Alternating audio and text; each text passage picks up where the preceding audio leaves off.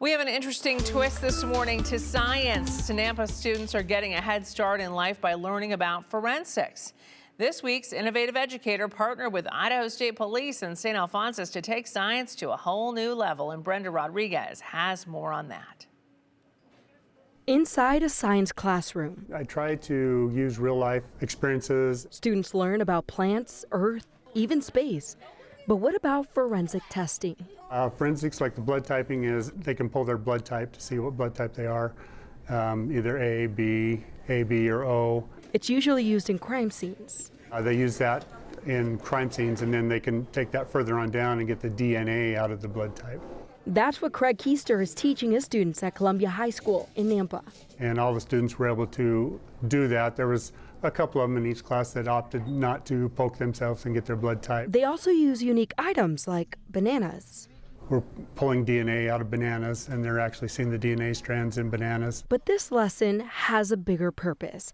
Craig partnered with Idaho State Police to help teach this course. As they are short in filling all their positions when it comes to forensics, and so they want us to help get these kids ready to work in the field here in the state of Idaho, for example. And St. Alphonsus also played a role in making this course successful. St. Alphonsus, they donated all the blood typing material for us so that kids could get their blood type, and we wouldn't have had that resource if we hadn't tapped into the community. It's become a class more students want to take. Kids are taking that class because it's something they have an interest in, where some of your core classes, students have to take those.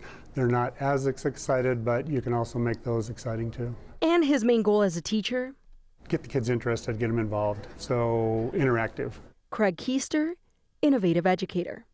And Kiester encourages teachers to use community resources and add more hands-on learning for any subject. Educators, for information on submitting an application for a classroom grant through the Idaho CapEd Foundation.